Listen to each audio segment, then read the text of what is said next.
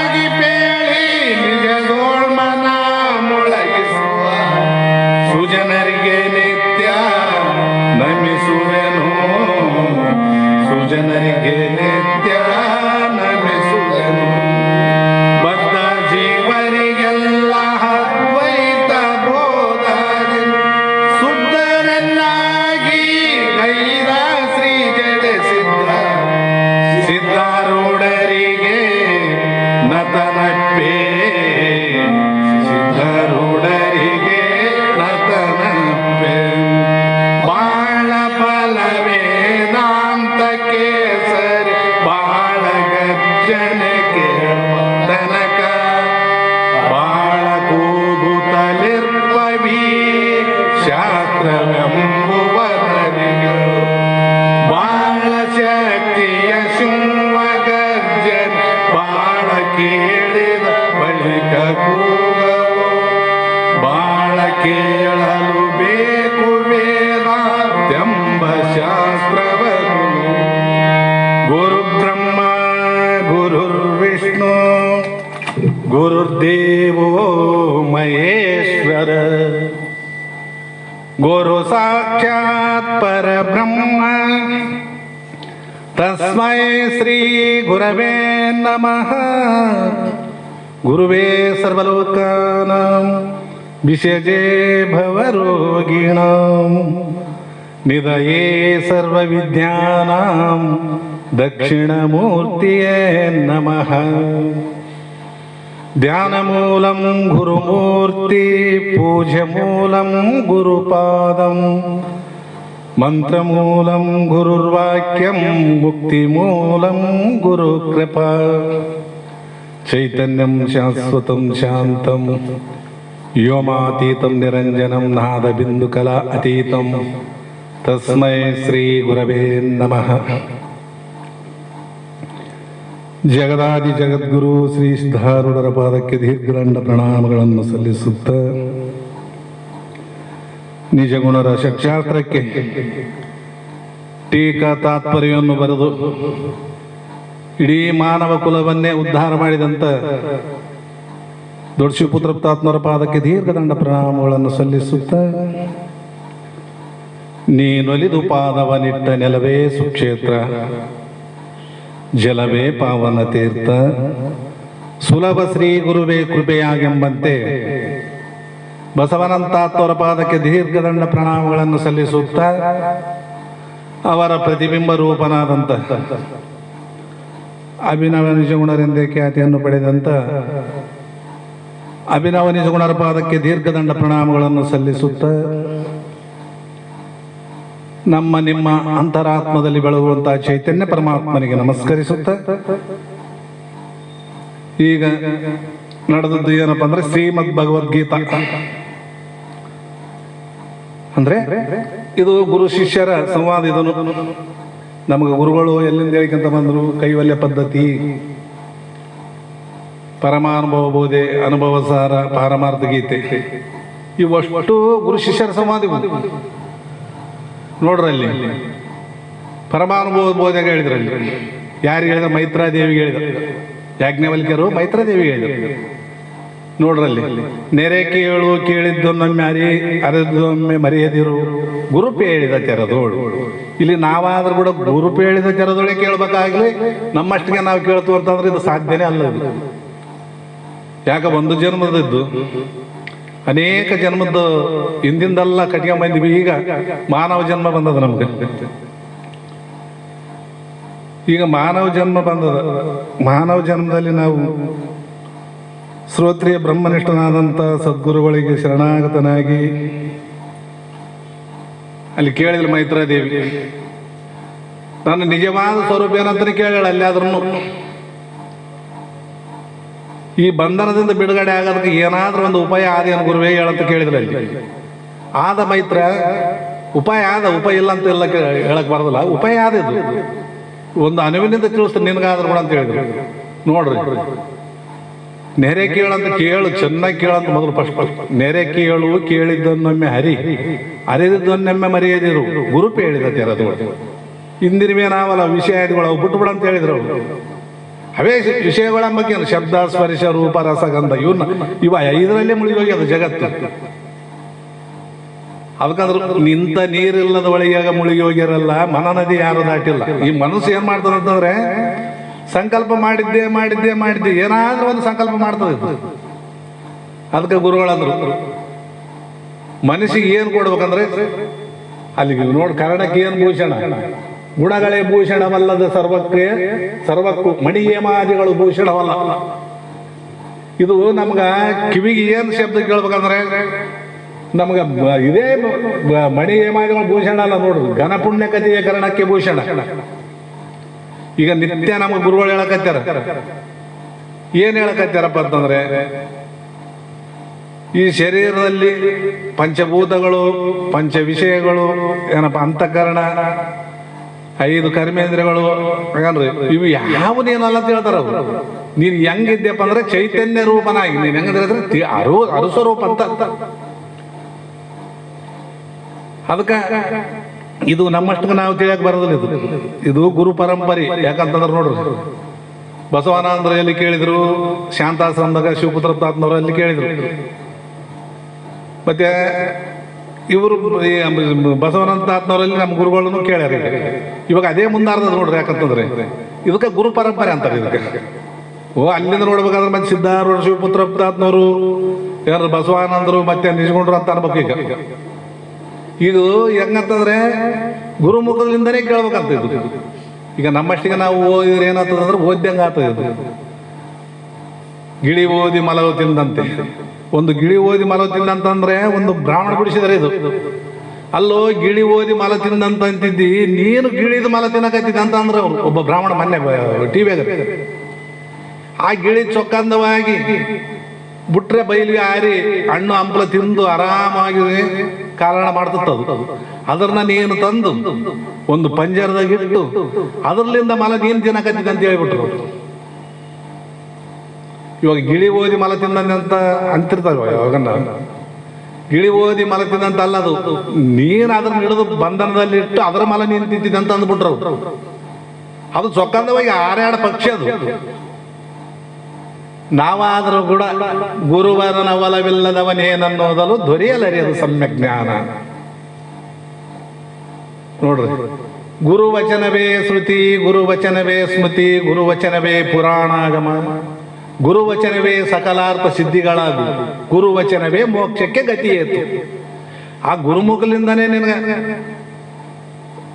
ಶ್ರೋತ್ರಿಯ ಬ್ರಹ್ಮನಿಷ್ಠಾನಂದ ಸದ್ಗುರುಲಿಂದನೇ ಈ ತತ್ವಮಶ ವಾಕ್ಯ ಅಳವಡಬೇಕಾದ್ರೆ ಗುರುಗಳು ಇದನ್ನೇನಲ್ಲ ಇದನ್ನೆಲ್ಲ ನೇತಿಗಳೆದು. ಅದಕ್ಕಂದ್ರು ನೇತಿಗಳೆದು ಕಾಯ ಕರಣ ಕಾರ್ಯಗಳ ಭೂತ ಕಾರಣ ಪಂಚಕವನ್ನು ಉಳಿದು ನೀತಿ ಭೀತಿಯ ಮೇರಿ ನಿಂದು ನೋಡಲು ಪರಂಜ್ಯೋತಿ ಸ್ವರೂಪನೇ ನೀನಿದ್ದು. ಈ ಶರೀರ ಏನಾಗಿರಂತಂದ್ರೆ ಪಂಚಭೂತಗಳಿಂದ ಉತ್ಪತ್ತಿ ಆದ ಶರೀರ ಇದು. ಪಂಚಭೂತಗಳಿಂದ ಸರ್ವ ಪ್ರಪಂಚ ನಿರ್ಮಿತವಾಯಿತು. ಸಂಚಿತ ಆಗಮ ಗೊಂಚಲದಳು ಸುಖವೇನು ಕಂಡೆಲು. ಇದು ಕಾಯವೋ ಕರ್ಮವೋ. ಇದು ಕಾಯ ಬರ್ಬೇಕಾದ್ರೆ ಕರ್ಮ ಮಾಡಿ ಬಂದದು. ಇದು ಜೀವವೋ ಮಾಯವೋ. ಯಾವಾಗ ಜೀವ ಭಾವ ಬಿಟ್ಟಂದ್ರೆ ಶಿವನೇ ಆನೆ ಅವನು. ಈಗ ಭಗವದ್ಗೀತೆ ಏನ್ ಹೇಳ್ತದ ಅಂತಂದ್ರೆ ಕರ್ಮದಲ್ಲಿ ಆದ್ರೂ ಕೂಡ ಏನ್ ಹೇಳ್ತದ, ಕರ್ಮ ಮಾಡು, ಕರ್ಮದ ಫಲಾಪೇಕ್ಷೆ ಮಾಡ್ಬೇಡ ಅಷ್ಟೇ. ಕರ್ಮದ ಫಲಾಪೇಕ್ಷೆ ಮಾಡ್ಬೇಡ ಅಂತಂದ್ರೆ ಏನಂದಂಗ ಅದ್ರ ಜ್ಞಾನನೇ ಹೇಳಿದಂಗಿದು. ಅಪೇಕ್ಷೆ ಇಲ್ಲ ಅಂತಂದ್ರೆ ಜ್ಞಾನನೇ ಹೇಳಿದಂಗಿದ್ರು. ಅದಕ್ಕೆ ಗುರುಗಳು ನಮ್ಗೆ ನಿಮ್ಗೆ ಹೇಳಿಕೊಂತ ಬಂದಾರ. ಇದು ಯಾಕಂದ್ರೆ ಭಗವದ್ಗೀತಾ ಇದು ಸಂಸ್ಕೃತ. ಇದು ನಾವು ನೀವು ಗುರುಗಳ ಒಂದು ಇದರಿಂದನೇ ಕೇಳಬೇಕು.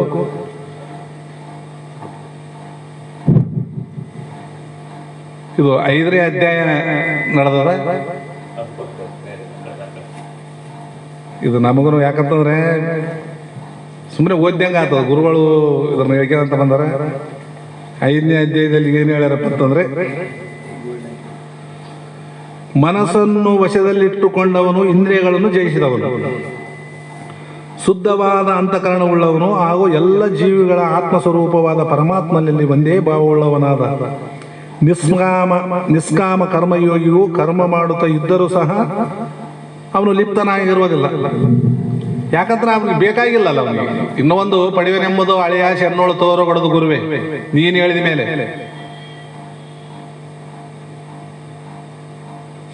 ಇದು ಗುರುಗಳು ಹೇಳಿಕೆಂತ ಬಂದಾರ. ತತ್ವಜ್ಞಾನಿಯಾದ ಸಾಂಖ್ಯ ಯೋಗಿಯು ನೋಡುವಾಗ, ಕೇಳುವಾಗ, ಮುಟ್ಟುವಾಗ, ಮೂಸುವಾಗ, ಊಟ ಮಾಡುವಾಗ, ಓಡಾಡುವಾಗ, ನಿದ್ರಿಸುವಾಗ, ಉಸಿರಾಡುವಾಗ, ಮಾತನಾಡುವಾಗ, ತ್ಯಜಿಸುವಾಗ ಹಾಗೂ ಸ್ವೀಕರಿಸುವಾಗ, ಕಣ್ಣು ತೆರೆಯುವಾಗ, ಕಣ್ಣು ಮುಚ್ಚುವಾಗಲೂ ಸಹ ಇಂದ್ರಿಯಗಳನ್ನೆಲ್ಲವೂ ತಮ್ಮ ತಮ್ಮ ಸ್ವಾಭಾವಿಕ ವಿಷಯಗಳಲ್ಲಿ ಪ್ರವೃತ್ತರಾಗಿರುತ್ತವೆ ಎಂದು ತಿಳಿದುಕೊಳ್ಳುತ್ತಾ ನಾನು ಏನನ್ನು ಸಹ ಮಾಡುತ್ತಾ ಇಲ್ಲ. ಯಾಕಂದ್ರೆ ಅವು ಇಂದ್ರಿಯಾದಿಗಳು ಧರ್ಮ, ಅದು ನನ್ನ ಧರ್ಮ ಅಲ್ಲ, ಆತ್ಮನ ಧರ್ಮ ಅಲ್ಲ. ಆತ್ಮನ ಧರ್ಮ ಏನದಂದ್ರೆ ಕೇವಲ ಸಾಕ್ಷಿಯಾಗಿ ನೋಡವನು ಅವನು.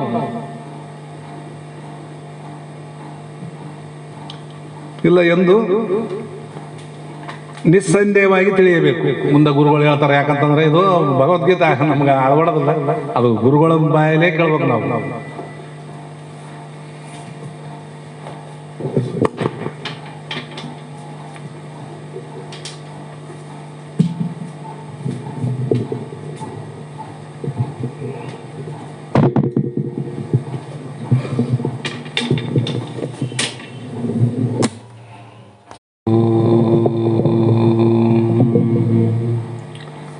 गुरु ब्रह्मा गुरु विष्णु गुरुदेव महेश्वर गुरु साक्षात् परब्रह्म तस्मै श्री गुरुवे नमः। जगदादि जगद्गुरु अद्वैत सार्वभौम ಸದ್ಗುರು ಸಿದ್ಧಾರೂಢ ಮಹಾಸ್ವಾಮಿಗಳ ಶ್ರೀ ಪಾದ ಪದ್ಮಗಳಿಗೂ, ಆರೂಢ ಜ್ಯೋತಿ ಶಿವಪುತ್ರ ಮಹಾಸ್ವಾಮಿಗಳ ಶ್ರೀ ಪಾದಗಳಿಗೂ, ಶ್ರೋತ್ರಿಯ ಬ್ರಹ್ಮನಿಷ್ಠ ಬ್ರಹ್ಮಲೀನ ಸದ್ಗುರು ಬಸವಾನಂದರ ಚರಣ ಕಮಲಗಳಿಗೂ ಅನಂತ ದೀರ್ಘ ದಂಡ ಪ್ರಣಾಮಗಳನ್ನು ಸಮರ್ಪಿಸುತ್ತ ಸದ್ಗುರು ಸಿದ್ಧಲಿಂಗಪ್ಪ ತಾತ ಕಪಗಲ್ ಇವರನ್ನು ಮನದೋಳು ಪೂಜಿಸುತ್ತ ತಮ್ಮೆಲ್ಲರಿಗೂ ವಂದಿಸುತ್ತ ಈ ದಿನ ಶ್ರೀಮದ್ ಭಗವದ್ಗೀತೆಯ 5ನೇ ಅಧ್ಯಾಯದ 7ನೆಯ ಶ್ಲೋಕ ಇಂದಿನ ಆಧಾರದ ವಿಷಯವಾಗಿದ್ದು, ಈ ಶ್ಲೋಕದಲ್ಲಿ ಹಿಂದೆ ವಿಚಾರ ಮಾಡದಂತೆ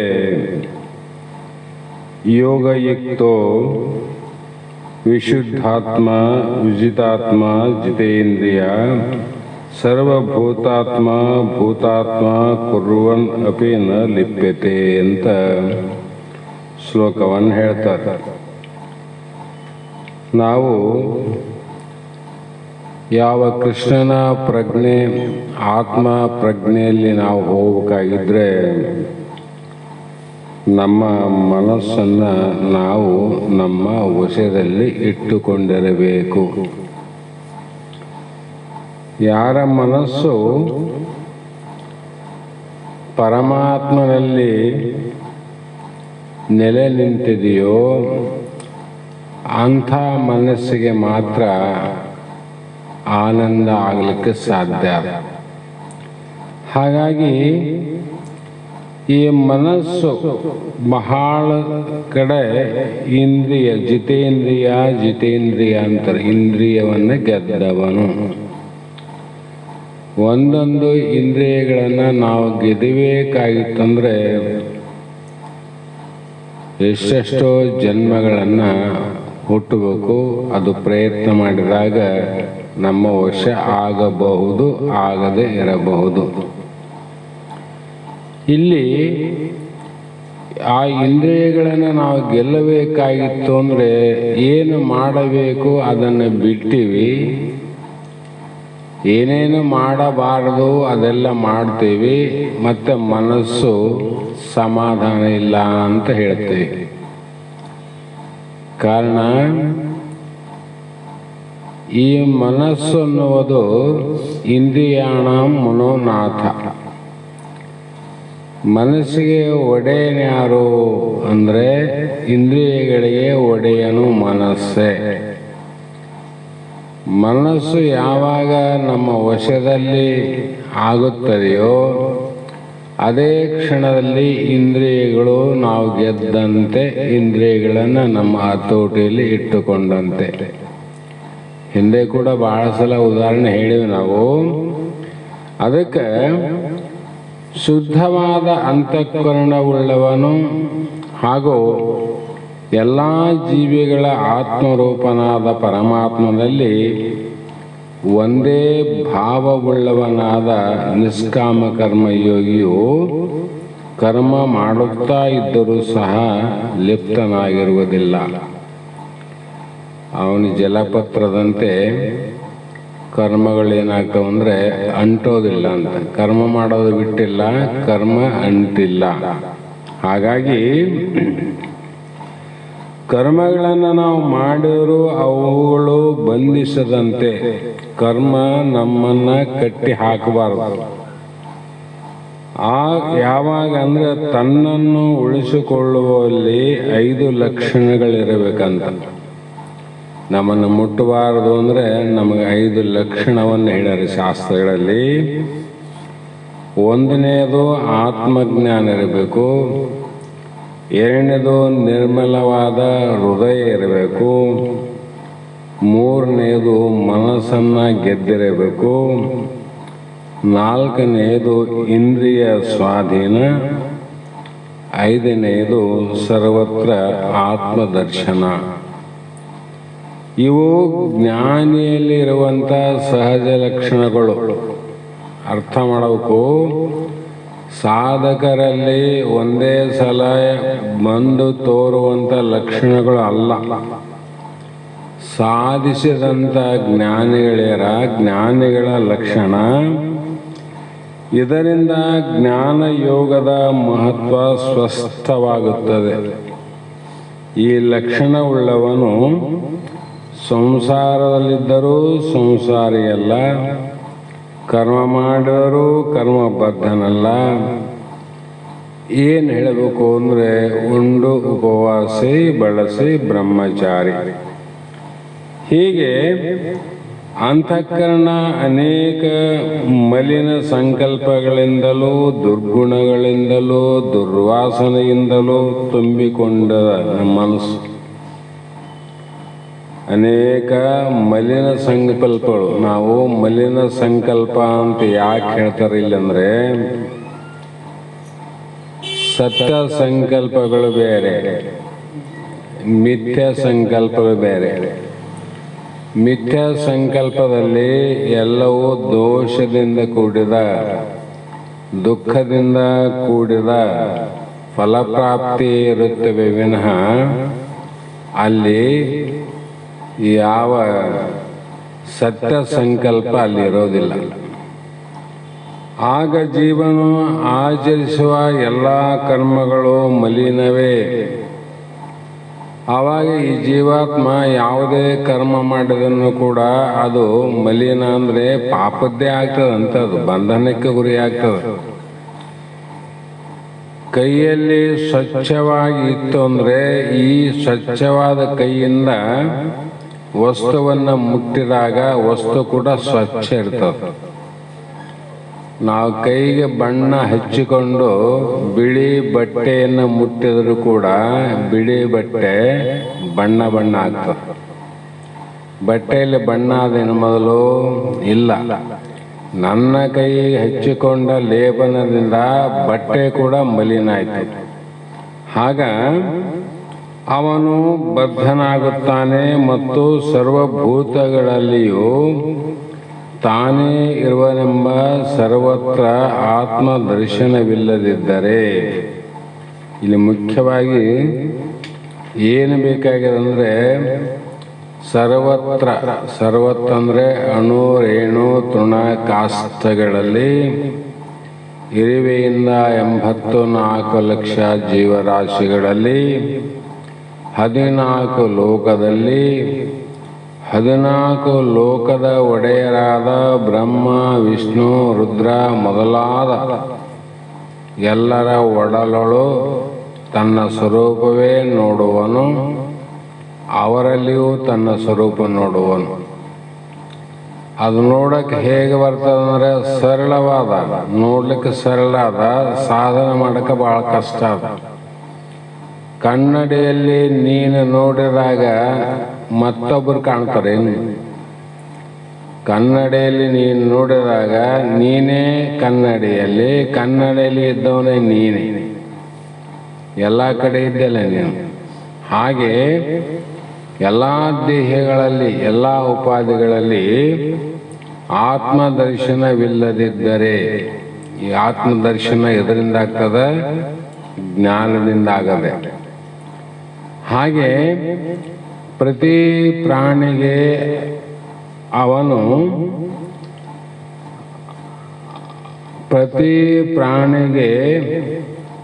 ಉಪಕಾರ ಮಾಡುವನಾಗುತ್ತಾನೆ. ಅವನಲ್ಲಿ ಏನದಂದ್ರೆ ಪರೋಪಕಾರಾರ್ಥಂ ಇದಂ ಶರೀರಂ. ಯಾರ ಮೇಲೆ ದ್ವೇಷ ಮಾಡಂಗಿಲ್ಲ, ಯಾರ ಮೇಲೆ ರಾಗ ಇಲ್ಲ. ಯಾಕಿಲ್ಲ ಅಂದ್ರೆ ನನ್ನ ಬಿಟ್ಟು ಇನ್ನೊಂದು ವಸ್ತುವೇ ಇಲ್ಲಂದಾಗ ತನಗ್ಯಾರು ವೈರಿಗಳು ಇಲ್ಲ, ತನಗ್ಯಾರು ಪ್ರೇಮಿಗಳಿಲ್ಲ.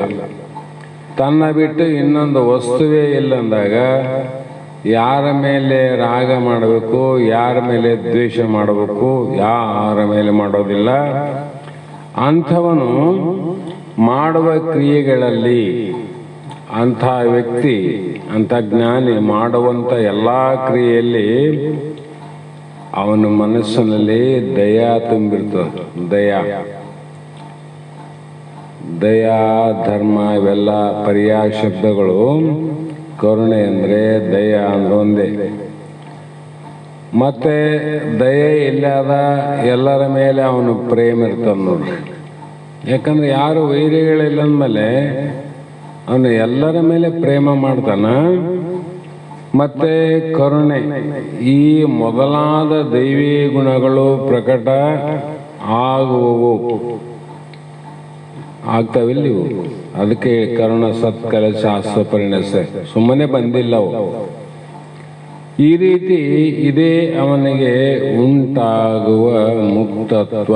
ಇವಿದ್ದಿಲ್ಲ ಅಂದ್ರೆ ಬದ್ಧ ಆಗ್ತಾನ, ಇವಿದ್ದು ಅಂದ್ರೆ ಬಿಡುಗಡೆ ಆಗ್ತಾನ. ಅದಕ್ಕಾಗಿ ಕರ್ಮದ ಬಂಧನವನ್ನ ಕಳೆದುಕೊಳ್ಳುವುದಕ್ಕಾಗಿ, ಕರ್ಮ ಬಂಧನ ನಾವು ಕಳ್ಕೋಬೇಕು. ಎದರಿಂದ ಹೋಗ್ತದೆ ಕರ್ಮ ಬಂಧನ ಅಂದ್ರೆ ಅದು ಆತ್ಮಜ್ಞಾನದಿಂದನೇ ಕರ್ಮದ ಬಂಧನ ಬಿಡುಗಡೆ ಆಗ್ತದೆ. ಯಾಕ್ರಿ ಅಂದ್ರೆ ಬಹಳ ಸಲ ಕೇಳಿರಿ, ಬಹಳ ಸಲ ಹೇಳಿವಿ. ಇದು ಭ್ರಮೆ ಜ್ಞಾನದಿಂದ ನಾವು ಇಷ್ಟೆಲ್ಲ ಪ್ರಪಂಚದಲ್ಲಿ ನಾನು, ನಂದು, ನಿಂದು ಅಂತ ಅನೇಕ ರೀತಿ ಭಿನ್ನ ಭಿನ್ನವಾಗಿ ನೋಡಿ, ನಂದು ಅನ್ನುವ ವಸ್ತುವಿನಲ್ಲಿ ರಾಗ ಆಯಿತು, ನಂದಲ್ಲ ಅನ್ನುವಂಥ ವಸ್ತುವಿನಲ್ಲಿ ದ್ವೇಷ ಆಯ್ತು ನೋಡ್ರಿ. ಇದಕ್ಕೆ ಮೂಲ ಕಾರಣ ಯಾವುದು? ಭ್ರಾಂತಿ ಅಂತ ಅರ್ಥ. ಈ ಭ್ರಾಂತಿ ಯಾವುದರಿಂದ ಹೋಗ್ತದಂದ್ರೆ ಸುಟ್ರು ಹೋಗೋದಿಲ್ಲ, ಅದು ಬಡದ್ರು ಹೋಗೋದಿಲ್ಲ, ಹೊಡೆದ್ರು ಹೋಗೋದಿಲ್ಲ, ಅದು ತೂರಿದ್ರು ಹೋಗೋದಿಲ್ಲ. ಅದು ಭ್ರಾಂತಿ ಎನ್ನುವುದು ಬ್ರಹ್ಮಜ್ಞಾನದಿಂದ ಹೋಗೋದು. ಬ್ರಹ್ಮಜ್ಞಾನದಿಂದ ಹೋಗ್ತದೆ. ಆವಾಗ ಸರ್ವತ್ರ ಏಕಾತ್ಮ ದರ್ಶನ ಆಗ್ತದೆ ನೋಡ್ರಿ. ಎಲ್ಲ ಕಡೆ ನನ್ನ ಸ್ವರೂಪನೇ ಆದ ಜಗತ್ತು ಅಂತ ವಿಚಾರ ಮಾಡ್ತಾನೆ. ಕಾರಣ,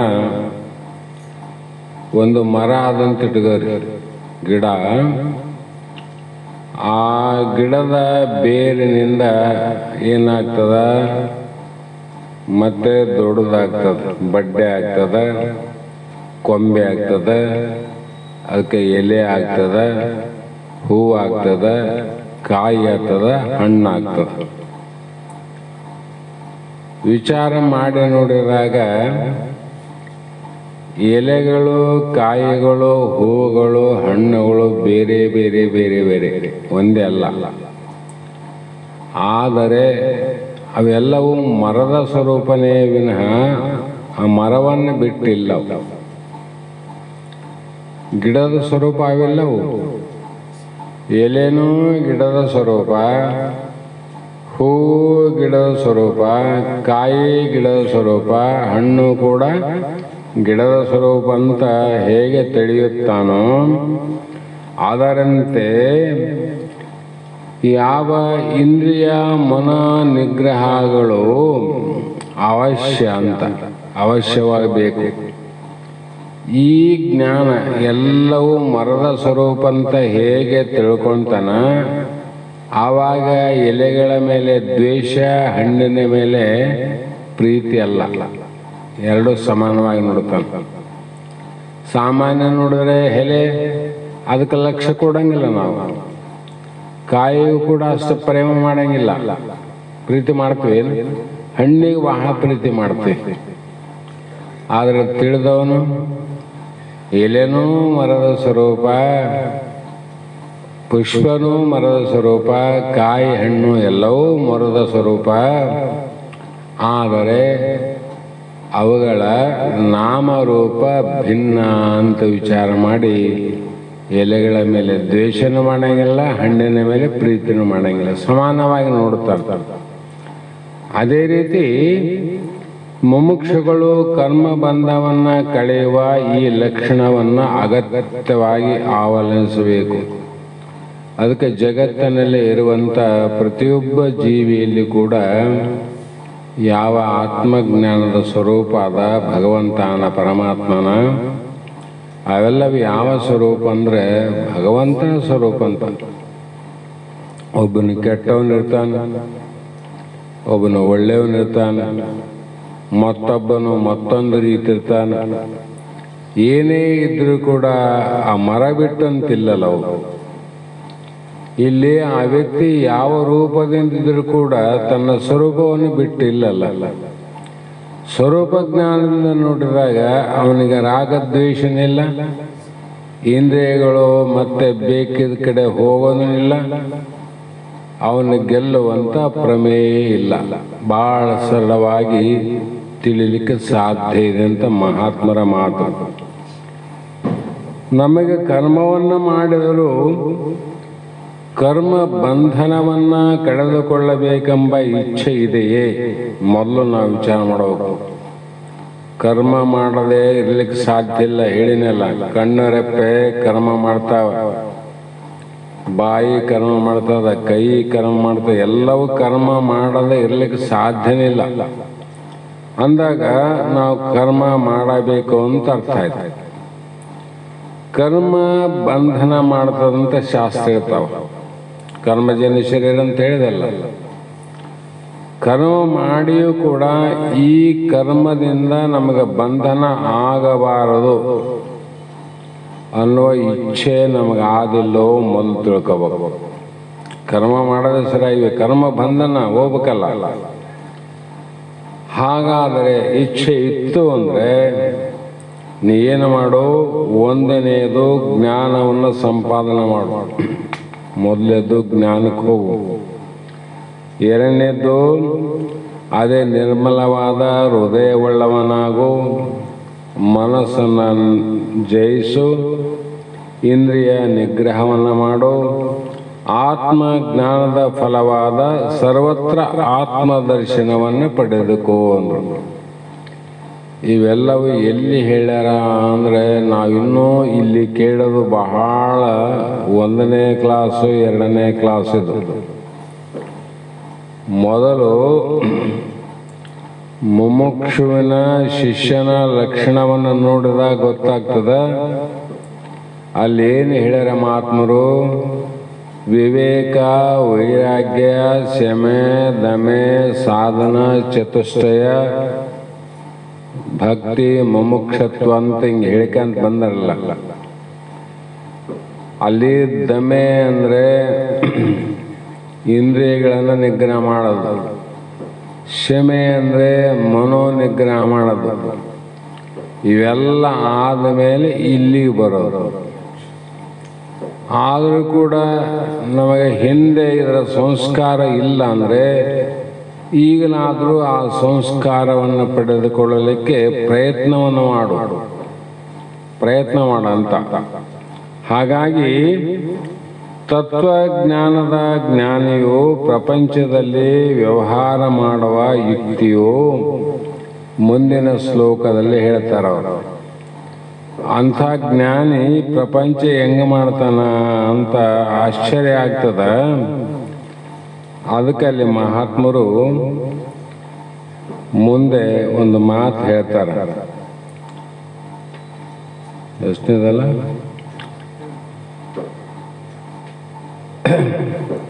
8ನೇ ಶ್ಲೋಕದಲ್ಲಿ ಮಹಾತ್ಮರು 8 ಆಯ್ತು 9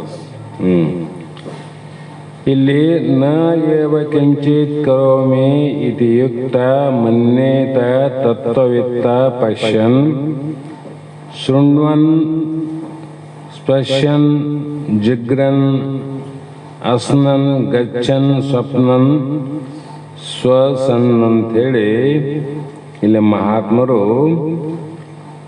ಪ್ರಲಪನ್ ವಿಸೃಜನ್ ಗ್ರಹಣನ್ ಉನ್ಮಿಷನ್ ನಿಮಿಷನ್ ಅಪಿ ಇಂದ್ರಿಯಾಣಿ ಇಂದ್ರಿಯಾರ್ಥೇಶು ವರ್ತಂತೆ ಇತಿ ಧಾರಯಾನಂತ 2 ಶ್ಲೋಕಗಳನ್ನು ಆಧಾರವಾಗಿ ಇಟ್ಟುಕೊಂಡು ಏನು ಉಪದೇಶ ಮಾಡ್ತಾರೆ ಅಂದರೆ, ಪರಮಾರ್ಥ ತತ್ವವನ್ನು ಯೋಗಯುಕ್ತನು ಅಂದರೆ ಚಿತ್ತವು ಸದಾ ಆತ್ಮಾಕಾರವಾದವನು ನೋಡುತ್ತಿದ್ದರು ಅವನು ನೋಡ್ತಾನ. ಯಾರು? ತತ್ವಬಲ್ಲಂತ ಚಿತ್ತವು ಸದಾಕಾಲ ಆತ್ಮ ಆಕಾರ ಬ್ರಹ್ಮಾಕಾರ ವೃತ್ತಿಯಲ್ಲಿರುವಂಥ ಜ್ಞಾನಿ ನೋಡುತ್ತಿದ್ದರು. ಅವನು ನೋಡ್ತಾನಿಲ್ಲ. ಕೇಳುತ್ತಿದ್ದರು. ನೋಡೋದು, ಕೇಳೋದು ಮತ್ತು ಇನ್ನೊಂದು ಸ್ಪರ್ಶ ಮಾಡುವುದನ್ನು ಮುಟ್ಟೋದು ಮತ್ತು ಮೂಸುವುದು. ತಿನ್ನುತ್ತಿದ್ದರು, ನಿದ್ರಿಸುತ್ತಿದ್ದರು, ಶಾಸ್ತ್ರವನ್ನು ಬಿಡುತ್ತಿದ್ದರು, ಶಾಸ್ತ್ರದ ಮಾತನ್ನು ಆಡುತ್ತಿದ್ದರು, ತ್ಯಜಿಸುತ್ತಿದ್ದರು, ಗ್ರಹಿಸುತ್ತ ಇದ್ದರು, ಕಣ್ಣುಗಳನ್ನು ತೆರೆಯುತ್ತಿದ್ದರು, ಕಣ್ಣುಗಳನ್ನು ಮುಚ್ಚುತ್ತಿದ್ದರು. ಈ ಎಲ್ಲ ಕ್ರಿಯೆಗಳು ನಡೆಯುತ್ತಿರುವಾಗಲೂ ಅವರು ಅನುಗಳನ್ನು ಹೇಳ್ತಾರೆ. ಎಲ್ಲ ಕ್ರಿಯೆ ನಡೆದವ, ಸದ್ಯ ವರ್ತಮಾನದಲ್ಲಿ ಮಕ್ಕಂಡಿಲ್ಲ ಅವನು ಜ್ಞಾನಿ. ಏನ್ ತಿಳ್ಕೊಂಡನ ಅಂದ್ರೆ, ಇಂದ್ರಿಯಗಳು ತಮ್ಮ ತಮ್ಮ ವಿಷಯಗಳಲ್ಲಿ ಪ್ರವರ್ತಿಸುವಂತಲೂ ನೋಡ್ತಾನಂದ್ರೆ ಅವನು ತಿಳ್ಕೊಂಡನ ಕಣ್ಣು ನೋಡಕತ್ತದ, ಕೇಳ್ತಾನಂದ್ರೆ ಕಿವಿ ಕೇಳಲಿಕ್ಕತ್ತದ, ವಾಸನೆ ಬರ್ತದಂದ್ರೆ ಮೂಗು ವಾಸನೆ ನೋಡ್ತದ, ನಾಲಿಗೆ ರುಚಿ ನೋಡ್ತದ, ಮತ್ತು ಎಚ್ಚರ ಆದರೆ ಕಣ್ಣು ತೆರೆದದ, ಮುಚ್ಚಿದ್ರೆ ಕಣ್ಣು ಮುಚ್ಚದ, ನಿದ್ದೆ ಮಾಡ್ತದ ಅಂತ ತಿಳ್ಕೊಂಡು ಇವುಗಳಿಗೆ ವಿಲಕ್ಷಣನಾಗಿ ನೋಡು ನೋಡು ನೀನೇ ಪರವೆಂದು ತತ್ವಗೂಡದೆ ವಿಲಕ್ಷಣನಾಗಿ ನಿಂದು ಅಂತ ನಿಜಗೊಂಡು ಹೇಳಿದ ಮಾತನ್ನು ಇಲ್ಲಿ ಹೇಳ್ತಾರೆ ಅವರು. ಆಗ ಆತ್ಮನಾದ ತಾನು ಏನು ಮಾಡುವವನು ಅಲ್ಲವೆಂತಲೂ ಅವುಗಳ ವಿಷಯಗಳನ್ನು ಗ್ರಹಿಸುವ ಇಂದ್ರಿಯಾದಿಗಳು ಅವು ಮಾಡುವಂಥ ಕರ್ಮದ ವ್ಯವಹಾರಗಳು ಅವುಗಳಿಗೆ ಸಂಬಂಧ, ಅವುಗಳಿಗೆ ಬೇರೆಯಾಗಿರುವಂಥ ಆತ್ಮ ನಾನು. ಆತ್ಮ ನೀನು ಹೆಂಗಾತಿದ್ದಿ? ಕಣ್ಣು ನೋಡೋದನ್ನು ನೀ ತಿಳಿತಿದ್ದಿಲ್ಲ, ಕಿವಿ ಕೇಳೋದನ್ನು ನೀನೇ ತಿಳಿತಿದ್ದಿ, ನಾಸಿಕದ ವಾಸನೆಯನ್ನು ನೀನೇ ತಿಳಿತಿದ್ದಿ, ಜಿಹ್ವೆಯ ರುಚಿಯನ್ನು ನೀನೇ ತಿಳಿದಿದ್ದಿ, ಸ್ಪರ್ಶ ಜ್ಞಾನವನ್ನು ನೀನೇ ತಿಳಿದಿದ್ದಿ. ಅಂದಾಗ ತಿಳಿಸಿಕೊಳ್ಳುವ ಮಿಥ್ಯ, ತಿಳಿಯುವುದು ಸತ್ಯ. ಇಲ್ಲಿ ಏನು ಸತ್ಯ ಆಯ್ತು ರೀ? ತಿಳಿಯುವವನೇ ಸತ್ಯ, ತಿಳಿಸಿಕೊಳ್ಳುವ ಎಲ್ಲವೂ ಮಿಥ್ಯ.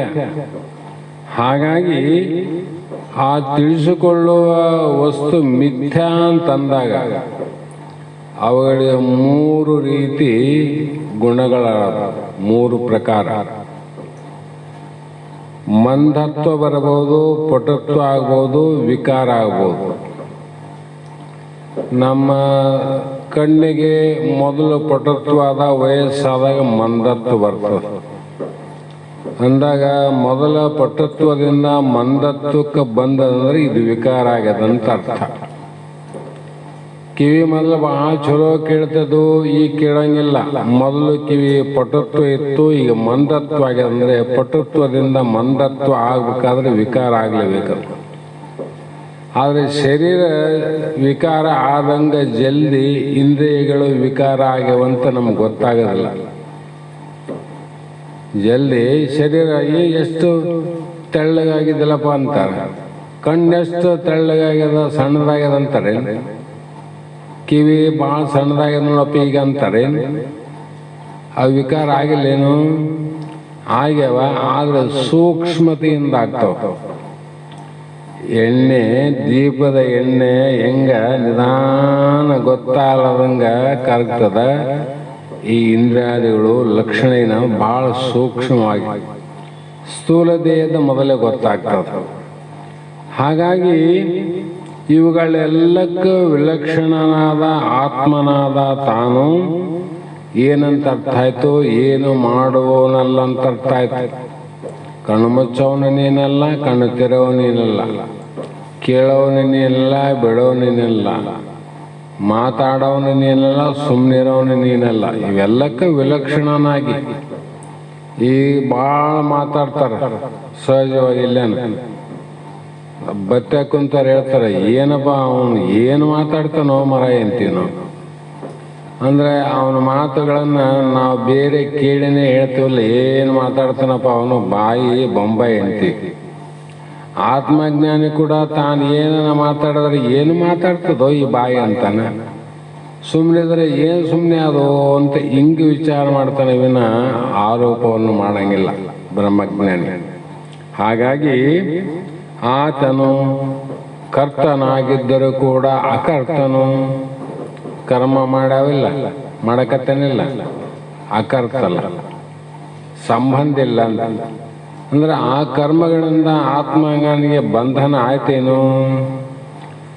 ಇವು ನಾನಂತ ತಿಳಿದವನಿಗೆ ಬಂಧನ ಆಗ್ತದ, ನಾನಲ್ಲಂತ ನೋಡುವವನಿಗೆ ಬಂಧನ ಇಲ್ಲ. ನಾನು ಅಂತ ತಿಳಿದವನಿಗೆ ಬಂಧನ, ನಾನಲ್ಲಂತ ಯಾರು ತಿಳಿದಾರ ಅವ್ರಿಗೆ ಬಂಧನೇ ಇಲ್ಲ. ಆತ್ಮನು ಹೇಗಿದ್ದಾನಂದ್ರೆ ದೇಹ, ಇಂದ್ರಿಯ, ಮನಸ್ಸುಗಳಿಗೆ ಅತೀತನು. ವಾಗ್ ಮನಸ್ಸು ಅತೀತ. ವಾಣಿಗೂ ಮತ್ತು ಮನಸ್ಸಿಗೂ ಅತೀತ ಅಂದ್ರೆ ಬೇರೆ ಅಂತ, ದೂರ ಅಂತ ಅರ್ಥ ಮಾಡಂಗಿಲ್ಲ. ಅತೀತ ಅಂದ್ರೆ ಬೇರೆ ಅಂತ. ದೂರ ಅಂತ ಅರ್ಥ ಮಾಡಿದ್ರೆ ಇವತ್ತೆಲ್ಲ ನಾಳೆ ಮತ್ತೆ ಸಮೀಪ ಹೋಗ್ಬೋದು ನಾವು. ಭಾಳ ದೂರ ಏನಂದ್ರೆ ನಾವು ಅಲ್ಲಿಗೆ ಹೋಗ್ಬೋದಲ್ಲ, ಮುಟ್ಟಕ್ಕೆ ಸಾಧ್ಯ ಆತಂತ ಅರ್ಥ ಆಗ್ತದ. ಅತೀತ ಅಂದ್ರೆ ಬಹಳ ಬೇರೆ, ಭಿನ್ನ ಅಂತ. ಅವನು ಸರ್ವಕ್ಕೂ ಸಾಕ್ಷಿಯಾಗಿದ್ದು, ಆತ್ಮ ಎಲ್ಲದಕ್ಕೂ ಸಾಕ್ಷಿ ಅನ್ನಿಲ್ಲ. ನಾವು ಶಾಸ್ತ್ರ ಕೇಳ್ತಾ ಬಂದೀವಿ. ಶಾಸ್ತ್ರ ಕೇಳೋದಕ್ಕಿಂತ ಮುಂಚೆ ನಮ್ಮ ವೃತ್ತಿ ಏನಿದ್ದು ಅದಕ್ಕೂ ಸಾಕ್ಷಿ ನಾವೇ. ಶಾಸ್ತ್ರ ಕೇಳಿ ಏನು ಬದಲಾವಣೆ ಆಗ್ಯದ ಅದಕ್ಕೂ ಸಾಕ್ಷಿ ನಾವೇ. ಅದಕ್ಕೂ ಸಾಕ್ಷಿ, ಇದಕ್ಕೂ ಸಾಕ್ಷಿ. ಕೊನೆ ಮಟ್ಟಕ್ಕೆ ಹೋಗ್ಬೇಕಾದ್ರೆ ನಮ್ಮ ಜ್ಞಾನ ಮತ್ತು ಅಜ್ಞಾನಕ್ಕೂ ಸಾಕ್ಷಿ ಆತ್ಮ ಅಂತ. ಜ್ಞಾನ ಏನು ಪಡ್ಕೊಂಡಿವಲ್ಲ, ಪಡಿತಾ ಇದ್ದೀವಲ್ಲ, ಈ ಜ್ಞಾನಕ್ಕೆ ಸಾಕ್ಷಿ ಯಾರು? ಆತ್ಮನೇ ಸಾಕ್ಷಿ. ಹಾಗಾಗಿ ಚಿತ್ತ ವೃತ್ತಿಗಳನ್ನೆಲ್ಲ ಪ್ರಕಾಶ ಮಾಡುವುದರಿಂದ ಅವನು ಯಾವ ಕಾರ್ಯಕ್ಕೂ ಕರ್ತನಲ್ಲ. ಅವನು ಪ್ರಕಾಶ ಮಾಡುವನು, ಆದರೆ ಕರ್ತನಲ್ಲ. ಇಲ್ಲಿ ಪ್ರಕಾಶ ಆದ ಬೆಳಕಾದ ಎಲ್ಲದಕ್ಕೂ ಸಾಕ್ಷ್ಯ ಅದು ಅಥವಾ ಆ ಪ್ರಕಾಶ ಏನನ್ನ ಕಾರ್ಯ ಮಾಡಕತ್ತದೇನು? ಏನು ಮಾಡಕತ್ತಿಲ್ಲ. ನೀವು ಅಲ್ಲಿ ಕುಂತದ್ದು ಪ್ರಕಾಶ ಮಾಡ್ತದ, ನಾ ಇಲ್ಲಿ ಕುಂತದ್ದು ಪ್ರಕಾಶ ಮಾಡ್ತದ, ಇನ್ನೊಬ್ಬರ ಅಲ್ಲಿ ಕುಂತದ್ದು ಪ್ರಕಾಶ ಮಾಡ್ತದ. ಎಲ್ಲವನ್ನ ಪ್ರಕಾಶ ಮಾಡ್ತಕ್ಕಂಥದ್ದು ಯಾವುದು? ಜ್ಯೋತಿ ಅಂತ ಪ್ರಕಾಶ. ಅದೇನನ್ನ ಕಾರ್ಯ ಮಾಡ್ತದೇನು? ಅದೇನು ಬಂದು ಇಲ್ಲಿ ಕುಂತದ, ಅದೇನು ಇಲ್ಲಿ ಕುಂತದ, ಅದು ಮತ್ತೊಂದು ಕಡೆ ಏನು ಹೋಗಿ ಕುಂತದ? ಎಲ್ಲೆಲ್ಲಿ ಏನೇನು ನಡೀತದ ಎಲ್ಲದಕ್ಕೂ ಪ್ರಕಾಶ ಮಾಡ್ತಕ್ಕಂಥ ಅದರ ಧರ್ಮ. ಅಂದ್ರೆ ಅದು ಕರ್ಮ ಮಾಡಂಗಿಲ್ಲ ಅಂತ ಅರ್ಥ ಆಯ್ತಲ್ಲ.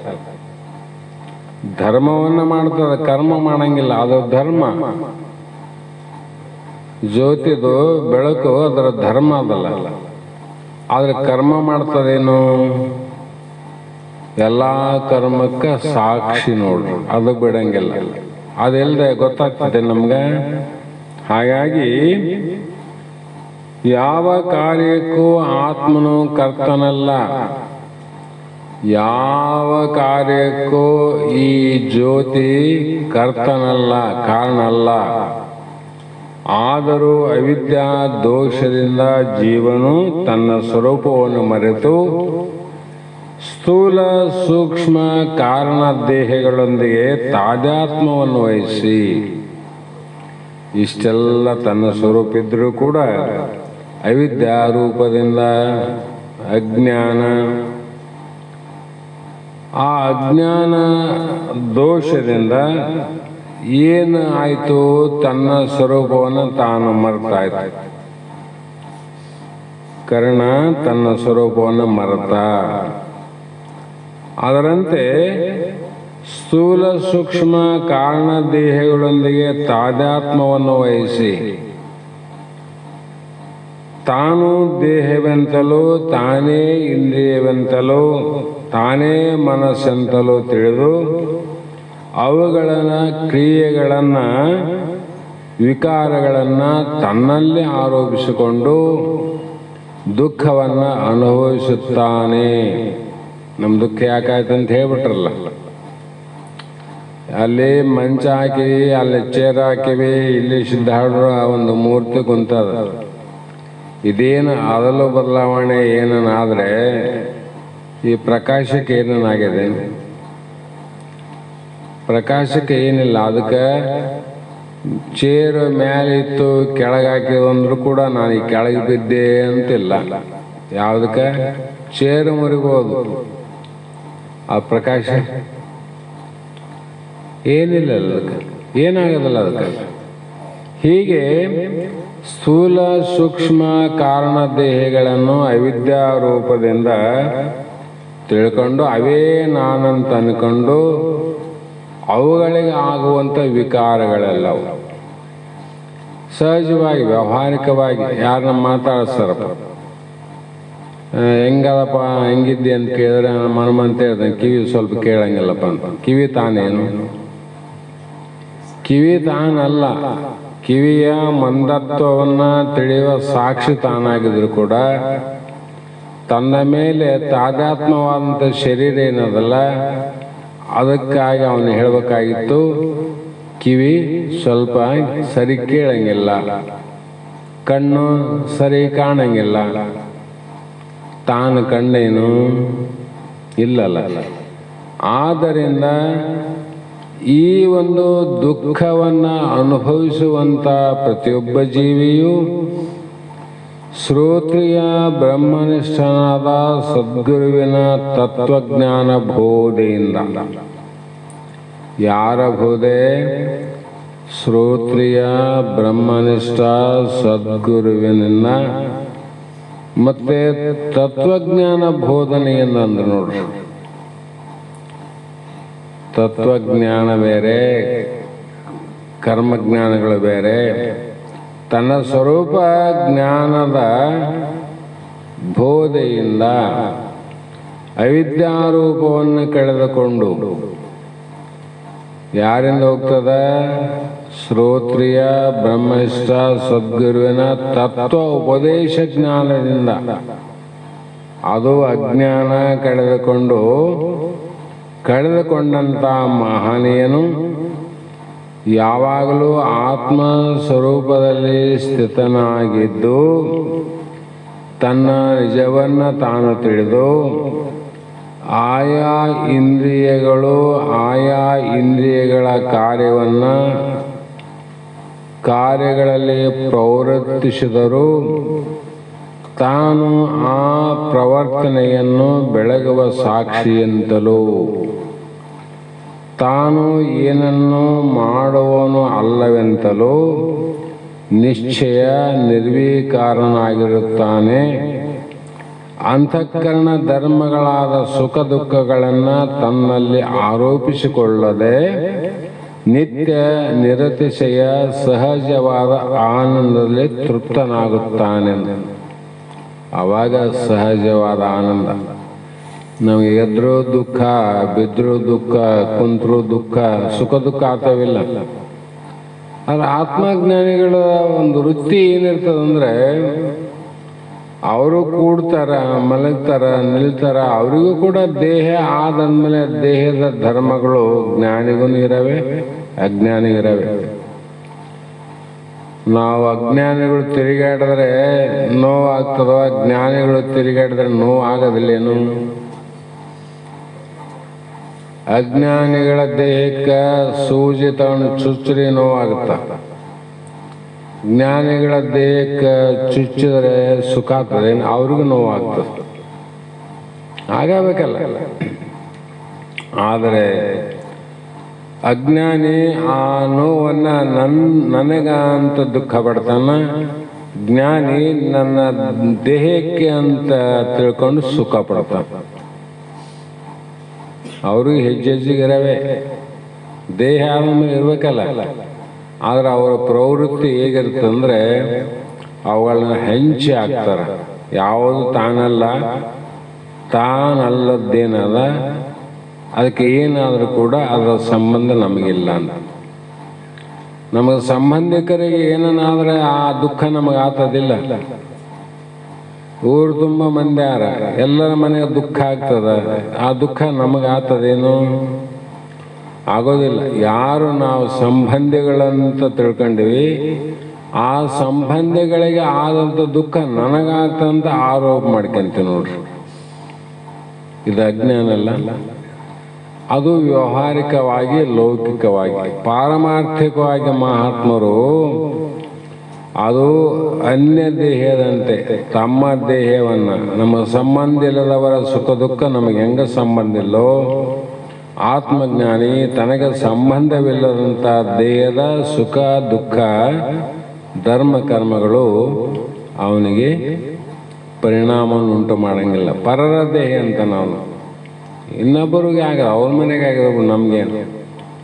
ಅವನು ವಿಚಾರ ಮಾಡ್ತಾನ, ಆ ವೃತ್ತಿಯಲ್ಲಿ ಹೋದಾಗ ಕೂಡ ಅದು ದೇಹಕ್ಕೆ ಸಂಬಂಧಪಟ್ಟಿರಬಹುದು, ಇಂದ್ರಿಯಗಳಿಗೆ ಸಂಬಂಧಪಟ್ಟದ ಅಂತ ಹಿಂಗೆ ವಿಚಾರ ಮಾಡ್ತಾ ಮಾಡ್ತಾ ಅವರು ಕರ್ಮವನ್ನು ಮಾಡ್ತಾರ.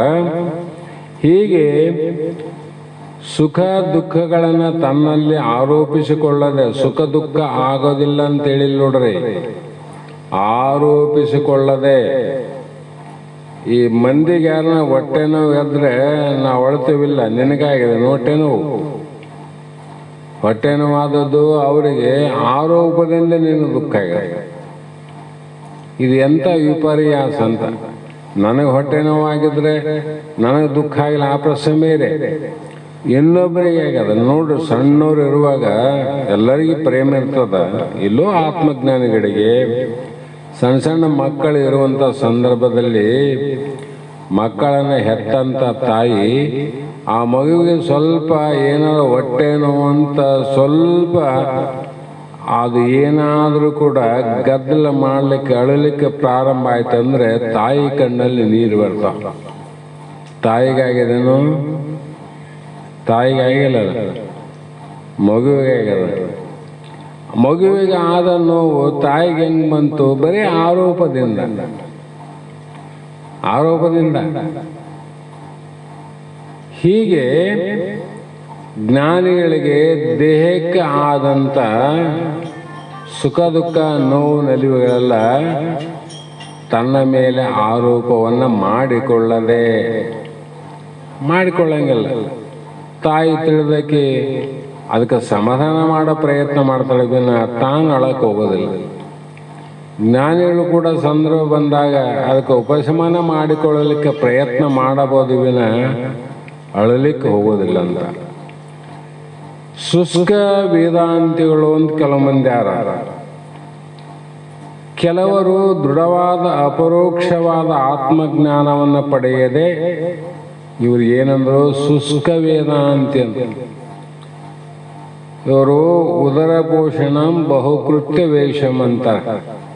ಜಗತ್ತಿನಲ್ಲಿ ಈ ಜನ ಬಹಳ ತುಂಬಿ ತುಳುಕ್ತದ. ಇನ್ನು ಕೆಲವು ದಿನಗಳಲ್ಲಿ ನನಗನಿಸಿದ ಮಟ್ಟಿಗೆ ವೇದಾಂತಿಗಳ ಮಾತನ್ನು ಕೂಡ ಕೇಳಲಾರದ ಪರಿಸ್ಥಿತಿ ಬರಬಹುದು ಅಂತ ಅನಿಸ್ತು.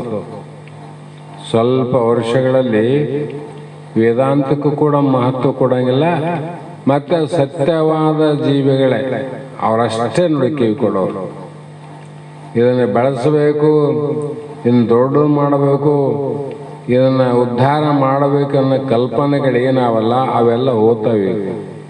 ಪೂರ್ವಜನ್ಮದ ಬಹಳ ಸುಕೃತ ಪುಣ್ಯದಂಥವನಷ್ಟೇ ಉಳ್ಕಂತಾನ, ಅವನಿಗಷ್ಟೇ ತಿಳಿತಾರೆ. ಅವ್ರೇನು ಮಾಡ್ತಾರಂದ್ರೆ ದೃಢವಾದ ಅಪರೋಕ್ಷವಾದ ಆತ್ಮಜ್ಞಾನವನ್ನು ಪಡೆಯದೆ, ದೃಢ ಆಗ್ಬೇಕಂದ್ರೆ ಭದ್ರ ಆಗ್ಬೇಕು, ಸಂಶಯ ಇರಬಾರ್ದು. ನೋಡು, ಏನು ಸಂಶಯ ಇರಬಾರ್ದು? ಆತ್ಮ ನಾನು ಅನ್ನುವಲ್ಲಿ ಒಂದಾದ ಸಂಶಯ ಇರಬಾರ್ದು, ಇಲ್ಲ ದೇಹ ನಾನಲ್ಲ ಅನ್ನೋದಲ್ಲದು ಸಂಶಯ ಇರಬಾರ್ದು. ಎರಡರಲ್ಲಿ ಒಂದು ಸಂಶಯ ಇರಬಾರ್ದು. ನೋಡು, ದೇಹ ನಾನಲ್ಲ ಅನ್ನೋದನ್ನು ದೃಢ ಆಗ್ಬೇಕು, ಆವಾಗ ನಿನಗೇನು ದುಃಖ ಆಗೋದು. ಇಲ್ಲ ಆತ್ಮನೇ ನಾನಿದ್ದೀನಿ ಅಂತ ದೃಢ ಆಗ್ಬೇಕು. ಒಂದ್ಸಲ ಆತ್ಮ ನಾನು, ಒಂದ್ಸಲ ದೇಹ ನಾನು ಅನ್ನೋವನಿಗೆ ಈ ದುಃಖ ತಪ್ಪಿದ್ದಲ್ಲ, ತಪ್ಪದೆ ಇದು. ಅವರು ದೇಹಾದಿ ಸಂಗತದಲ್ಲಿರುವ ತಾದಾತ್ಮವನ್ನು ಕಳೆದುಕೊಳ್ಳದೆ, ಆತ್ಮ ಅನಾತ್ಮ ಏನು ತಾದಾತ್ಮ ಆಗ್ಯದಲ್ಲ, ಬೆಂಕಿ ಕಬ್ಬಿಣ ತಾದಾತ್ಮ ಆಗ್ಯದ, ಇದನ್ನು ಬೇರ್ಪಡಿಸಿ ಇದು ಧರ್ಮ ಅಗ್ನಿ ಧರ್ಮ, ಇದು ಕಬ್ಬಿಣದ ಧರ್ಮ ಅಂತ ನಿಶ್ಚಯ ಮಾಡಿಕೊಂಡ್ರೆ, ಮಾಡಿಕೊಳ್ಳಲಾರದೆ ವಿಷಯ ಲೋಲರಾಗಿ ಇಂದ್ರಿಯಗಳಿಂದ ತುಚ್ಛ ವಿಷಯಗಳ ಭೋಗಗಳನ್ನು ಅನುಭವಿಸುತ್ತಾ ನಾನು ಅವುಗಳಿಗೆ ಸಾಕ್ಷಿ ಎಂದುಕೊಳ್ಳುತ್ತಾ ತಿರುಗುತ್ತಾರೆ. ಈ ಮಂದಿ ಕಲಿ ಸೋತುಗಳ ನಮಗೇನು ಸಂಬಂಧ ಇಲ್ಲಪ್ಪ, ನಾವು ಆತ್ಮಜ್ಞಾನಿಗಳು. ಮತ್ತೆ ಇಂದ್ರಿಯಗಳ ವಿಷಯೋಪಭೋಗಗಳಿಗೆ ಇಚ್ಛೆ ಅಪೇಕ್ಷೆ ಮಾಡೋದು ತಾನಾಗಿ ಒದಗಿ ಬಂದದ್ದು ಕರ್ಮ, ತಾನಾಗಿ ಹೋಗಿ ಮಾಡಿದ್ದು ಕರ್ಮ, ತಾನಾಗಿ ಒದಗಿದ್ದು ಧರ್ಮ. ಅದು ಪ್ರಾರಬ್ಧ. ಅದನ್ನಾದರೂ ಕೂಡ ಬಿಡುವ ಪ್ರಯತ್ನ ಮಾಡ್ತಾನೆ, ಇವನೇ ಹಿಡಿಯುವ ಪ್ರಯತ್ನ ಅಲ್ಲ. ಹಾಗಾಗಿ ವಿಷಯಗಳ ಭೋಗನೂ ಅನುಭವಿಸೋದು, ನಾನು ಮತ್ತೆ ಅವುಗಳಿಗೆ ಸಾಕ್ಷಿ ಅನ್ನೋದು. ಮತ್ತು ವೇದಾಂತ ಶಾಸ್ತ್ರ ಹೇಳಿಲ್ಲ, ಗುಣಕ್ಕೂ ನೀನು ಸಾಕ್ಷಿ, ಉಪಾಸಕ್ಕೂ ನೀನು ಸಾಕ್ಷಿ ಅಂತ ಹೇಳದಂಥೇಳಿ ಇದು ಮಹಾ ಅನಾಚಾರ ಅಂದ್ರು. ಇದು ಜಗತ್ತಿಗೆ ಮಾಡುವಂಥ ಅತ್ಯಂತ ದುರ್ವಿಚಾರ, ಕನಿಷ್ಠವಾದ ಕಾರ್ಯ ಅನಾಚಾರ. ಏಕೆಂದರೆ ವಿಷಯ ಭೋಗಕ್ಕಾಗಿ ವೇದಾಂತವನ್ನು ಕಲಿತಿರುತ್ತಾರೆ, ಉದರ ಪೋಷಣಕ್ಕಾಗಿ ಕಲಿತಾರ ವಿನ ಉದ್ಧಾರಕ್ಕಾಗಿ ಕಲಿತವರಲ್ಲ ಅವರು. ಉದರ ಪೋಷಣ ಹೊಟ್ಟೆ ಬದುಕೋದಕ್ಕೋಸ್ಕರವಾಗಿ ಕಲಿತರ ವಿನ ತಮ್ಮ ಉದ್ಧಾರಕ್ಕಾಗಿ ವೇದಾಂತ ಕಲಿತಿಲ್ಲ. ನಿನ್ನೆ ಮೊನ್ನೆ ನೋಡ್ತವಲ್ಲ ಟಿವಿಯಲ್ಲಿ ಕಮಲಾಕರ ಭಟ್ಟ ಅಂತ, ಅವರೆಲ್ಲ ಎಷ್ಟೋ ಕಲಿತಾರ. ಎದಕ್ಕೆ ಕಲ್ತರು? ಉದರ ಪೋಷಣೆಗಾಗಿ ಬಹುಕೃತ್ಯ ವೇಷವನ್ನು ಧರಿಸಿ ಪಡೆಯಲಾರದನ್ನ ಪಡೆದು ಗಳಿಸಬಾರದಷ್ಟು ಗಳಿಸಿ ಮಾಡಬಾರದ ಅನಾಚಾರ ಕಾರ್ಯಗಳನ್ನು ಮಾಡಿ ಬೆಳಗ್ಗೆ ಎದ್ದ ತಕ್ಷಣ ಟಿವಿಯಲ್ಲಿ ಮಹಾ ಶ್ಲೋಕಗಳನ್ನು ಹೇಳಿ ಜ್ಯೋತಿಷ್ಯ ಹೇಳುವಂಥವನು ಕಲ್ತಾನಲ್ಲ, ಎದಕ್ಕೋಸ್ಕರ ಕಲ್ತ? ಉದ್ಧಾರಕ್ಕಾಗಿ ಅಲ್ಲ, ಉಪಾಯಕ್ಕಾಗಿ ಕಲ್ತ. ಅದರಂತೆ ವೇದಾಂತಿಗಳು ಕೂಡ ಉದರ ಪೋಷಣಕ್ಕಾಗಿ ವೇದಾಂತ ಹೇಳೋರು ಭಾಳ ಮಂದ್ಯಾರ, ಉದ್ಧಾರಕ್ಕಾಗಿ ಹೇಳೋರು ಭಾಳ ಕಡಿಮೆ. ಉದ್ಧಾರಕ್ಕಾಗಿ ಹೇಳ್ತಾನಂದ್ರೆ ಆ ಉದ್ಧಾರಕರ್ತನಲ್ಲಿ ಲಕ್ಷಣಗಳಾವ. ಆ ಲಕ್ಷಣದಂದೇನು ಹೇಳ್ತದ ಅದರಂತೆ ನಡೆ ಇರ್ತದ ಅವರಲ್ಲಿ. ನಡೆ ಇತ್ತು ಅಂದರೆ ಶುದ್ಧ ವೇದಾಂತಗಳು. ವೇದಾಂತ ಹೇಳಿ ನಡೆ ಇಲ್ಲದಿದ್ದರೆ ಉದರ ಪೋಷಣದ ವೇದಾಂತಿಗಳು, ಅವರಿಂದ ಏನು ಜಗತ್ತು ಉದ್ಧಾರ ಇಲ್ಲ, ತನ್ನಿಂದನೇ ಉದ್ಧಾರ ಇಲ್ಲ. ಮಂದಿ ಜ್ಯೋತಿಷ್ಯ ಹೇಳ್ತಿದ್ದ ಜೈಲಿಗೆ ಬಿದ್ದು ನೋಡಿ ಹೋಗಿ. ಅದಕ್ಕೆ ಸುಗಪ್ಪ ಆಗಲೇ ಹೇಳಿದ್ನಲ್ಲ, ಗಿಳಿ ಓದಿ ಮಲವತಿಂದಂತೆ, ಪ್ರಯೋಜನ ಏನಾದಂತ. ಹಾಗೆ ನಿರ್ವಿಷಯ ಆನಂದ ಸ್ಥಿತಿಯು ಅವರಿಗೆ ಹೇಗೆ ಸಾಧ್ಯ ಅಂತ. ಈ ವಿಷಯದ ಆನಂದದಲ್ಲಿ ತೇಲಾಡುವವನಿಗೆ ವಿಷಯ ಇಲ್ಲದ ಆನಂದ ಅವ್ರಿಗೆ ಹೆಂಗೆ ಆಗ್ಲಿಕ್ಕೆ ಸಾಧ್ಯನೇ ಇಲ್ಲ ಅಂತ. ಇವರ ದಾರಿಯು ತಪ್ಪು ಎಂತಲೂ ಆದರ್ಶಕ್ಕೆ ಭಂಗ ಬರುತ್ತದಂತಲೂ ತೋರಿಸುವುದಕ್ಕಾಗಿ ಈ ಅಧ್ಯಾಯದಲ್ಲಿ ಸಾಕ್ಷಿ ಜ್ಞಾನವನ್ನು ಪಡೆದುಕೊಂಡವನಿಗೆ 5 ಲಕ್ಷಣ ಇರ್ಬೇಕಂತ ಹೇಳಿದ್ರು ಅವರು.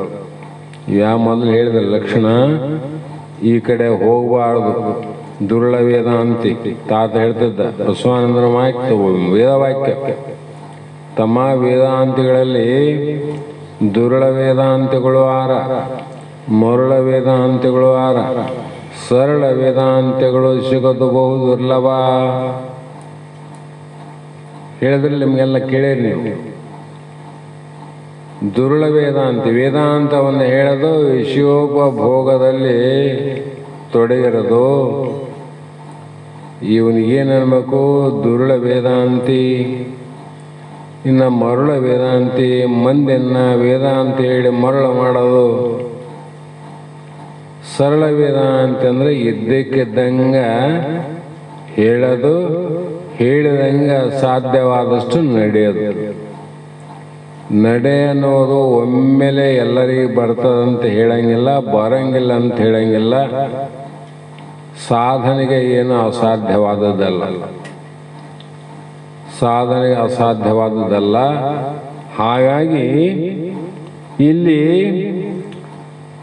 ಅವಿದ್ಯೆಯು ನಾಶವಾದ ಮೇಲೆಯೇ ಇಂಥ ಸಾಕ್ಷಿ ಜ್ಞಾನವು ಸಿದ್ಧಿಸುತ್ತದೆ ಮತ್ತೆ ಹೇಳಿಬಿಟ್ರು ಅವರು. ಇದು ಯಾವಾಗ ಅವಿದ್ಯೆ ನಾಶ ಆದ ಮೇಲೆ ಸಾಕ್ಷಿ ಜ್ಞಾನ ಆಗ್ತದೆ. ಬಹಳ ವಿಚಿತ್ರ ಅದ. ಜ್ಞಾನ ಆಗ್ಬೇಕಂತೀವಿ, ಅವಿದ್ಯೆ ನಾಶ ಆಗ್ಬೇಕು. ಅವಿದ್ಯೆ ನಾಶ ಆದ್ಮೇಲೆ ಆನಂದ ಆಗಲ್ಲ. ಅದಕ್ಕೆ ಭಾಳ ಸಲ ಹೇಳವಲ್ಲ, ಹುಚ್ಚು ಹೋದ್ಮೇಲೆ ಮಗಳು ಕೊಡ್ತೀವಿ, ಮಗಳು ಕೊಟ್ಟ ಮೇಲೆ ಹುಚ್ಚು ಹೋತಂತವನು. ಕೇಳಿದಿಲ್ಲ? ಒಬ್ಬನಿಗೆ ಮಗನಿಗೆ ಕನ್ಯೆ ಬೇಕಾಗ್ಯದ, ಶ್ರೀಮಂತ ಮನೆತನ, ಲಕ್ಷಣವಾದ ಹುಡುಗ. ಅಲ್ಲಲ್ಲಿ ಕನ್ಯೆ ನೋಡಿದ್ರು, ಎಲ್ಲರ ಮನೆತನ ಪಾಸ್ ಮಾಡಿದರು, ಹುಡುಗನ ಲಕ್ಷಣವನ್ನು ನೋಡಿದ್ರು, ಗುಣಗಳನ್ನು ಕೊಂಡಾಡಿದರು. ಎಲ್ಲ ಆದಮೇಲೆ ಹೋಗಿ ಹೇಳ್ತು ಅಂದವರು 3 ದಿನದಾಗ ಕೇಳಿದಾಗ ಇಲ್ರಿ ನಾವು ಮಗಳನ್ನು ಕೊಡಂಗಿಲ್ಲ ಅನ್ನೋರು. ಹಿಂಗೆ ಸುಮಾರು ಕಡೆ ಆಯಿತು. 10, 20, 50 ಕಡೆ ನೋಡಿದ್ರು, ಒಪ್ಪಿಕೊಂಡು ಹೋಗೋದು, 3 ದಿನದಾಗ ಎಲ್ರಿ ಕೊಡಂಗಿಲ್ಲ ಅನ್ನೋರು.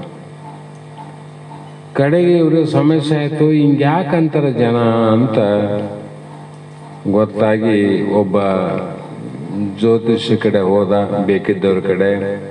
ಅಪ್ಪ ಹಿಂಗಾಗಿದೆ ಪರಿಸ್ಥಿತಿ, ಮಗನಿಗೆ ಕನ್ಯೆನೇ ಸಿಗುತ್ತಿಲ್ಲ, ಎಲ್ಲರೂ ಹಿಂಗೆ ಹೇಳ್ತಾರ. ಹೌದು, ನಿನ್ನ ಮಗನಿಗೆ ಹುಚ್ಚಾದ, ಹೌದಿಲ್ಲ? ಅದಕ್ಕೆ ಎಲ್ಲರೂ ಹಿಂಗಂತಾರ. ಮತ್ತೆ ಈ ಹುಚ್ಚು ಹೋಗಿ ಏನೇನು ಪರಿಹಾರ ಹೇಳ್ರಿ, ಬೇಕಾದ ಮಾಡೋಣಂದ. ಏನು ಪರಿಹಾರ ಇಲ್ಲ. ಇದು ಹುಚ್ಚು ಹೋಗ್ಬೇಕಾದ್ರೆ ಮದುವೆ ಆಗ್ಬೇಕು. ಮದುವೆ ಆದ್ರೆ ಹುಚ್ಚು ಹೋಗ್ತದ, ಮದುವೆ ಆಗದಿದ್ರೆ ಹುಚ್ಚು ಹೆಚ್ಚಾಗ್ತದ. ನಾವು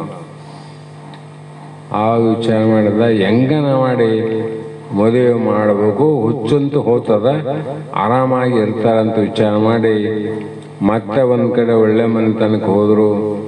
ಆ ಹುಡುಗನು ಕೂಡ ಭಾಳ ಜನ ನೋಡಿ ಹೋಗಿದ್ರು. ಯಾರನ್ನ ಬಂದ್ರೆ ಸಾಕಂತ ಅವ್ರಿಗೆ ಕಾಣ್ತಿತ್ತು, ಕೊಟ್ಟರು ಸಾಕಂತ ಇವ್ರಿಗೆ ಆಗಿತ್ತು.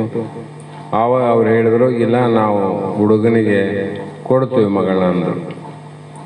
ಆಯಿತು ಅಂಥೇಳಿ ನಾಳೆ ನಡೆದ ಮುಹೂರ್ತ ನಿರ್ಣಯ ಮಾಡೋಣ ಅನ್ನೋ ವಿಚಾರದಾಗ ಮರುದಿವಸನೇ ಫೋನ್ತು, ಇಲ್ಲರಿ ನಿಮ್ಮ ಮಗನಿಗೆ ಮಗಳು ಕೊಡಂಗಿಲ್ಲ. ಯಾಕೆ ಕೊಡಂಗಿಲ್ಲ? ನಿಮ್ಮ ಮಗನಿಗೆಲ್ಲ ಚಲೋ ಅದ, ಹುಚ್ಚ ಆದಂತಲ್ಲ, ಮಗಳನ್ನ ಈಗಾದ್ರೂ ಕೊಡ್ತೀವಿ, ಹುಚ್ಚು ಹೋದ ಮೇಲೆ ಮಗಳು ಕೊಡ್ತು ಅಂದ್ರು.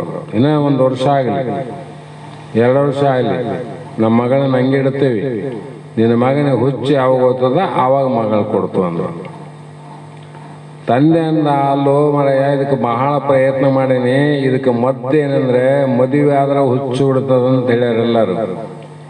ನೀನು ಹುಚ್ಚು ಹೋದ್ಮೇಲೆ ಮಗಳು ಕೊಡ್ತಂತಿದ್ದಿ, ಲಗ್ನ ಆದ್ಮೇಲೆ ಹುಚ್ಚು ಹೋಗ್ತದ, ಇದು ಹೆಂಗ್ ಮಾಡ್ತಿದ್ದಂದ ಅಂತ ಹೇಳ್ದ. ಹುಚ್ಚು ಹೋಗ್ತಾನ ಮಗಳು ಕೊಡಂಗಿಲ್ಲ. ನಾನು ಯಾಕೆ ಕೊಡ್ಲಿ? ನಾನು ನಿನ್ನ ಮಗಳು ಕೊಡ್ತಾನ ಹುಚ್ಚು ಹೋಗೋದಿಲ್ಲ, ನಾನು ಹೆಂಗ್ ಮಾಡ್ಲಿ ಅಂತ ಅವನಂದ. ಅದರಂಗೆ ಇಲ್ಲಿ ಆತ್ಮಜ್ಞಾನದ ಸಾಕ್ಷಿ ದೃಢ ಆಗತಾನ ಅವಿದ್ಯೆ ನಾಶ ಆಗೋದಿಲ್ಲ, ಅವಿದ್ಯೆ ನಾಶ ಆಗತಾನ ಆತ್ಮಜ್ಞಾನ ಆಗೋದಿಲ್ಲ. ಎಷ್ಟು ತಾದಾತ್ಮ ಅದು. ಅದಕ್ಕೆ ಮಹಾತ್ಮರು ಯಾಕೆ ಜ್ಞಾನಕ್ಕೆ ಮಹತ್ವ ಕೊಟ್ಟರು ಅಂದ್ರೆ ಜ್ಞಾನ ದೇವತೋ ಕೈವಲ್ಯ ಅಂತ. ಈ ಜ್ಞಾನ ಆಗತಾನ ಇವೆಲ್ಲ ಬರೋದಲ್ಲ ಅಂತ. ಹೀಗೆ ಇಲ್ಲಿಗೆ ಸಮಯ ಆದ ಕಾರಣ ಇಂದಿನ ಶಾಸ್ತ್ರದ ಪುಷ್ಪಗಳನ್ನು ಗುರುಪಾದಕ್ಕೆ ಸಮರ್ಪಿಸಿ ನಾವು ನೀವು ಧನ್ಯರಾಗೋಣ ಅನ್ನೋ ಮಾತನ್ನು ಹೇಳ್ತಾ ಮಂಗಲವನ್ನ ಹೇಳ. ಸಣ್ಣದಂತ ಮಂಗಲ.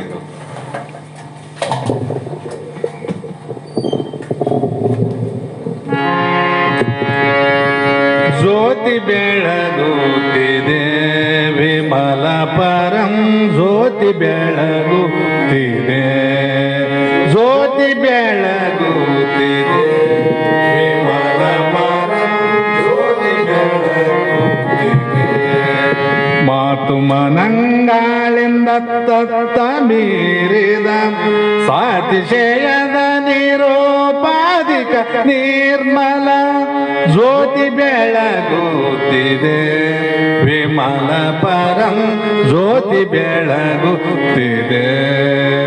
ಶಿವಧರ್ಮನಾಳವೆಂತೆಂಬ ಕಂಬದ ಮೇಲೆ ಸುವಿವೇಕ ಹೃದಯಾಬ್ಜ ಪ್ರಣತೆಯೊಳು ಸವೆಯದ ಸದ್ಭಕ್ತಿ ರಸತೈಲ ತೀವಿದ ಪ್ರವಿಮಲ ಕಳೆ ಎಂಬ ಒತ್ತಿ ಬಿಡಿದು ದಿವ್ಯ ಜ್ಯೋತಿ ಬೆಳಗುತ್ತಿದೆ ವಿಮಲ ಪರಂ, ಜ್ಯೋತಿ ಬೆಳಗುತ್ತಿದೆ.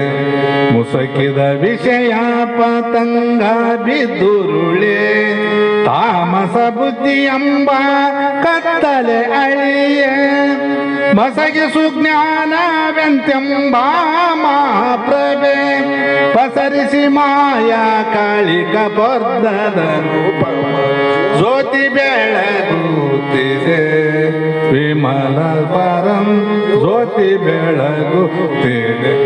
ಪ್ರಣವಾಕಾರದ ಗುಣ ಮೂರು ಮುಟ್ಟದೆ ಗಣನೆಗೆ ತೀರ್ಥಾರ್ಥವನೆ ತೋರುವ ಅಣು ಮಾತ್ರ ಚಲನೆವಿಲ್ಲದ ಮೋಕ್ಷ ಚಿಂತಾಮಣಿ ಎನಿಸುವ ಶಂಭುಲಿಂಗವೇ ತಾನಾದ ಜ್ಯೋತಿ ಬೆಳಗುತ್ತಿದೆ ವಿಮಲ ಪರಂ, ಜ್ಯೋತಿ ಬೆಳಗುತ್ತಿದೆ ವಿಮಲ ಪರಂ, ಜ್ಯೋತಿ ಬೆಳಗುತ್ತಿದೆ.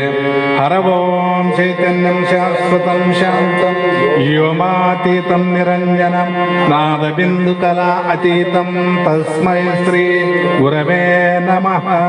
श्रीमज्जगद्गुरु सिद्धारूढ़ स्वामी महाराज की, श्री सद्गुरु शिवपुत्र स्वामी महाराज की, श्री सद्गुरु बसवानंद स्वामी महाराज की, श्री सद्गुरु अभिनव गुण महाराज की, सकल साधु संत महाराज की।